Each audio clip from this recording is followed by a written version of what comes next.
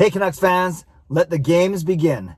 I'm Clay Emo. I'm at Canuck Clay on Twitter. I'm at Clayton Emo on Instagram. I'm the founder of the GLCPC, the Good Looking Canucks Positivity Club. This is my Canucks take all in one take. It's Clay's Canucks commentary for Wednesday, January the 13th.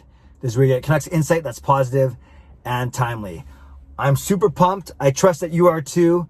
Finally, after 130 days, that's how long it's been since the last Canucks game, that 3-0 loss in Game 7 against Vegas. Finally, we are going to see some Canucks hockey tonight.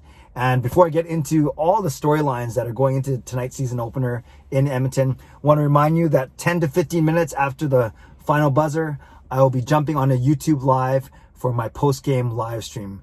With my brand new look, you guys saw it on Monday night, so I hope you guys can join me at the end of tonight's hockey game. Like I said, I'll start about 10 or 15 minutes after the game. Just want to give myself a chance to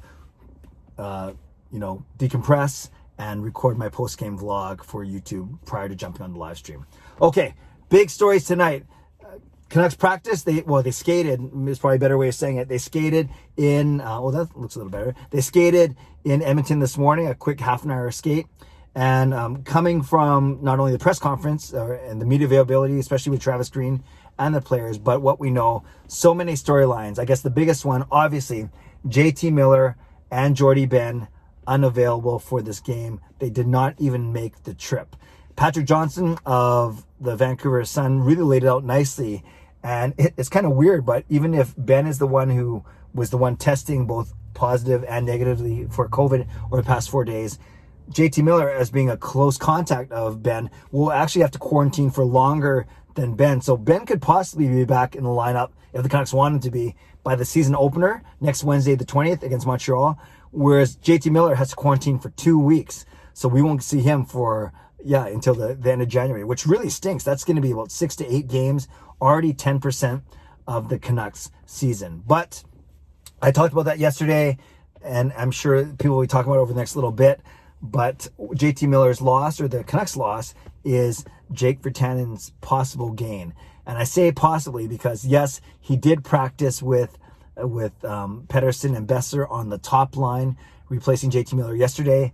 But Travis Green would not commit in the press conference today that Virtanen would be the one indeed skating beside Petey and Besser. Now, conventional wisdom would suggest that he will, based on how they practiced yesterday.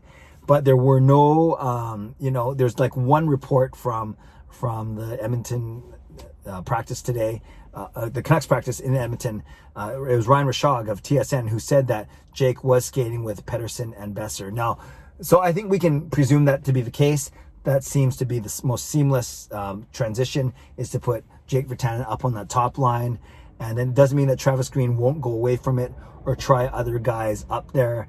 But if we were to believe yesterday's lines, and more often than not, and I said this all last year, Travis Green does practice or does play how he practices. So we can expect Jake Virtanen to be skating alongside Pettersson and Besser. Second line of Horvat, Hoglander, and Pearson. A third line of Gaudette with Roussel and McEwen, who takes Virtanen's spot there. And then the trusty old fourth line of Beagle, Sutter, and Mott. On the blue line, of course, it's Hughes and Hamonic, Edler, Schmidt, Juolevi, and Myers. And then in goal, another interesting storyline is Travis Green would not divulge who his starting goaltender was. And we didn't get any reports from the skate this morning who was off the ice first or who was in what net or whatever. So my guess, if I had to guess, is that it's going to be Braden Holtby based on what I saw and what I read and what I heard about in training camp. But I would not be completely shocked either if it was Thatcher Demko. But my guess is one guy's going to start tonight, one guy's going to start tomorrow night anyway. So they'll walk out of Edmonton with each goalie likely having one start under his belt, or I guess you'd say under his pads or his jersey. That doesn't sound right, but you know what I mean. So a lot of fascinating things. The other thing is you have a lot of players making their Canucks debuts tonight. And firstly, you can look at the rookies. I'm very, very excited to see what Nils Hoglander does up front. We saw some of his wizardry during training camp. And I'm really excited about Olli Juolevi. You guys know I have never labeled him a bust. I've never been impatient with him. I've always said, defensemen take a little bit longer to develop, even though we've seen the Sergachevs of his draft year already contribute. But I'm excited to see Juolevi. From all accounts, he did really well during the camp.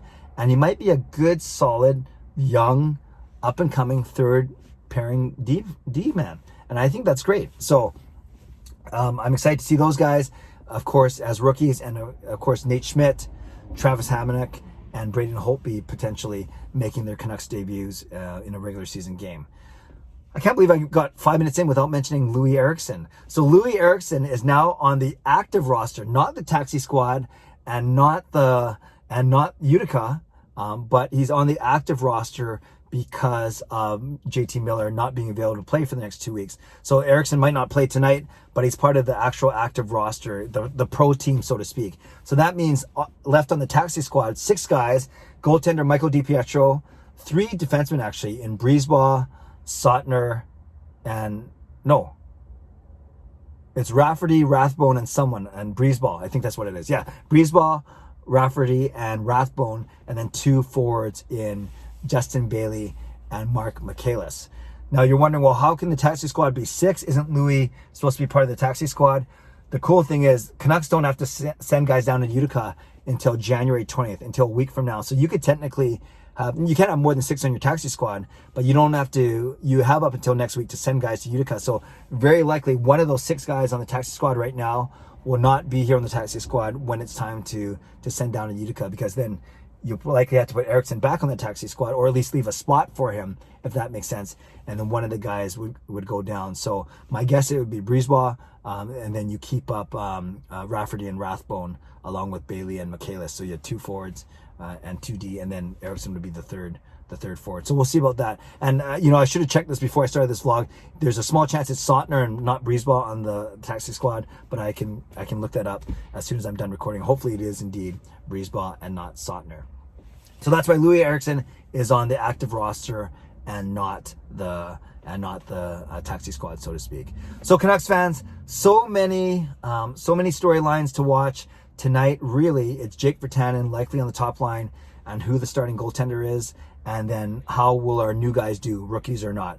Juolevi, Hoglander, Schmidt, Hamonic, and likely Braden Holtby in net. So I think those are the three storylines that I'm going to be watching out for tonight as I watch the game at home with my family. All excited. I'll be doing my intermission reflections. I'll be doing a quick post-game haiku. Not running a contest this year, but I'll still be doing the haiku. Then I'll be doing my quick 2.5-minute post-game vlog, and then setting up for my live stream tonight, which I really hope you enjoy. You join me for. I can't wait. I'm excited. I'm stumbling over my words even more than normal because that's how excited I am. So Canucks fans, what's the biggest storyline for you tonight?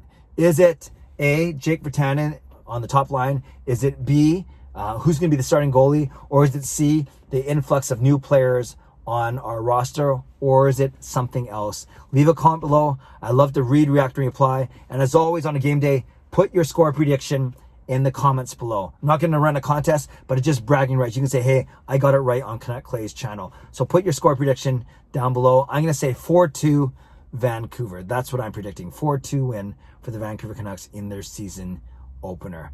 Subscribe if you'd like to. Like this video if you'd like to. Stay safe, stay healthy. Enjoy the rest of the day, and enjoy the game starting at 7 p.m. our time. And I'll see you after the game for my post-game live stream. God bless, and go Canucks go.